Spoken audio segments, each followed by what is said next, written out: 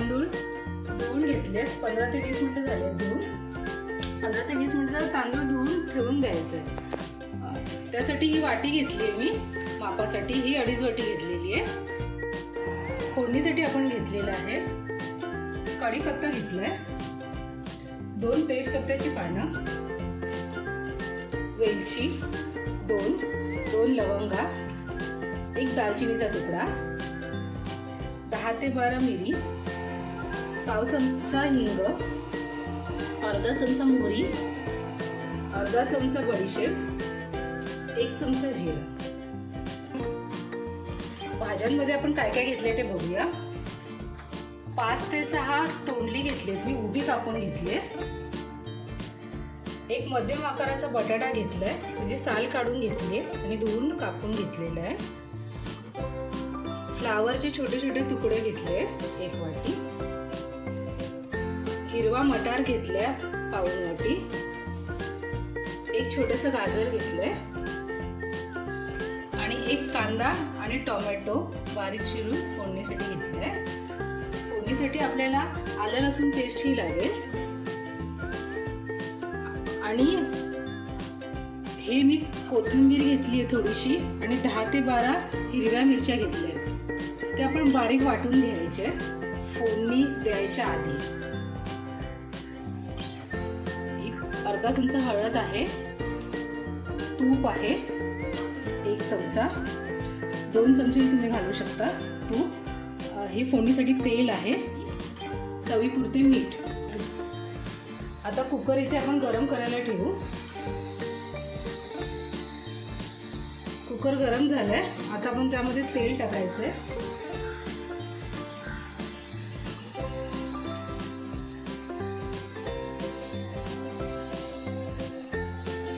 तेल आपलं थोडं गरम झालं की त्यामध्ये आपण हे फोडणीचे सगळे पदार्थ आहेत ते टाकायचे.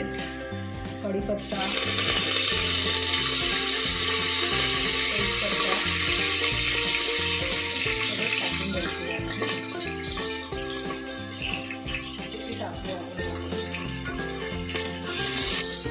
आलं लसूण पेस्ट टाकली आहे मी यामध्ये.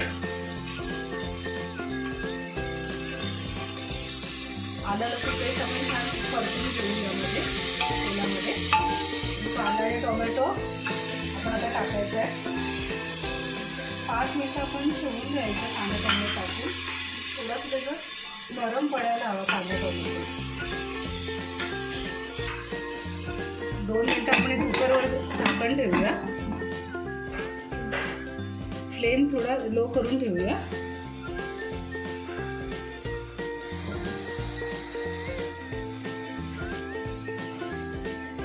कोथिंबीर आणि मिरचीची पेस्ट मी इथे करून घेतली आहे, ती आपण या कांदा आणि टोमॅटोमध्ये टाकायची आहे फोडणीला.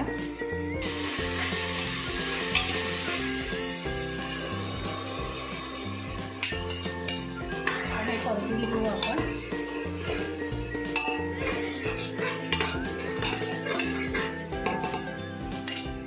दोन मिनिटं आपण छान याला गरम होऊ देते. हे सगळ्या भाज्या छान आपण धुवून घेतलेल्या आहेत आधीच. आता आपण ना एक एक करून सगळ्या भाज्या याच्यामध्ये टाकायच्या फोडणीमध्ये.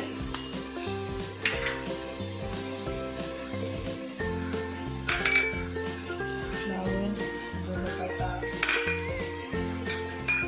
वाटाणा, गाजर छान मिक्स करूया आपण. यामध्ये आपण जो मसाला केला आहे ना त्यामध्ये आपण छान हे मिक्स करून घेऊ.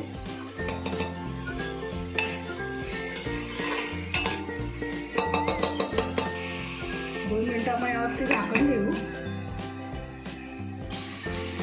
झाकण काढून आता आणि हा तांदूळ आहे ना तो आपण यामध्ये टाकायचं थोडं थोडं करून.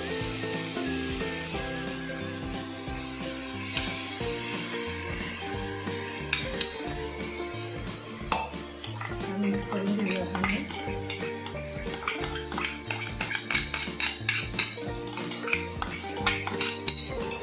तांदूळ आपण जेवढा घेऊ त्याप्रमाणे आपण भाज्याचं प्रमाण चेंज करायचं असतं.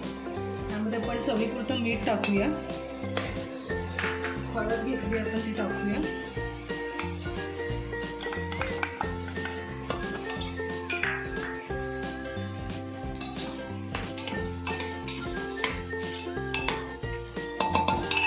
छान मिक्स केले आपण. आता मी यामध्ये सोयाबीनचे चंक्स टाकते. चांगले धुवून घेतले मी. सोक करायची काही गरज नाही आहे, ते शिजतात आतमध्ये. आता कुकरमध्ये आपण राईस बनवतोय, त्यामुळे ही जी वाटी घेतली आहे तांदूळ मापण्यासाठी, हे 2.5 माप आपण ह्याचं तांदूळ घेतलं आहे. मग आपण ह्याच्या डबल पाणी आपण त्यामध्ये टाकायचं आहे. तर हे 2.5 आहेत म्हणजे आपण 5 वाटी पाणी मी इथे घेतलेलं आहे. आणि अजून एक्स्ट्रा 1 वाटी घेतली आहे, कारण आपण भाज्या टाकल्या आहेत भरपूर साऱ्या त्यामध्ये. ती म्हणजे जेवढं तांदूळ आपण घेऊ त्याच्या डबल आपण पाणी घ्यायचं आहे. आणि आपण भाज्या टाकतोय म्हणून 1 ते 1.5 वाटी पाणी एक्स्ट्रा टाकायचं आहे. म्हणजे आता 2.5 वाटी आपण तांदूळ घेतलं आहे, तर मी इथे तांदळासाठी 5 वाट्या आणि अजून भाज्या टाकल्या आहेत म्हणून 1.5 वाटी एक्स्ट्रा, असं 6.5 वाट्या हे पाणी मी इथे घेतलं आहे. हे आपण या तांदळामध्ये मिक्स करूया. हे जर तुम्ही पाण्याचं प्रमाण व्यवस्थित ठेवलं तर आपल्या कुकरमध्येही भात खूप छान फुलतो, छान होतो, मोकळा होतो. तर आपण हे सगळं टाकून घेतलं आहे. तर आता आपण कुकर झाकण लावू.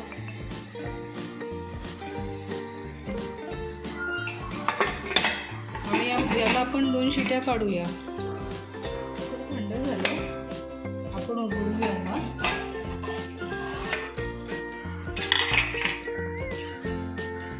गरम छान वास येतो. परतून घ्यायचंय. हा परतताना एक काम करायचंय,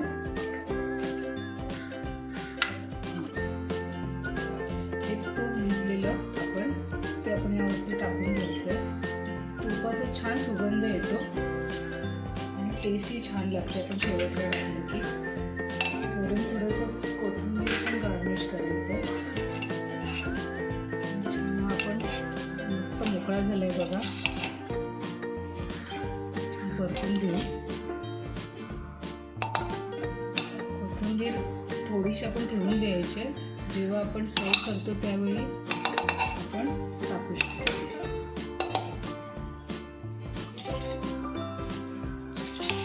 एवढे आपण सगळे मसाले टाकले त्यामुळे टेस्ट तर छान लागते, पण सुगंध छान येतो व्हेजिटेबल पुलावचा.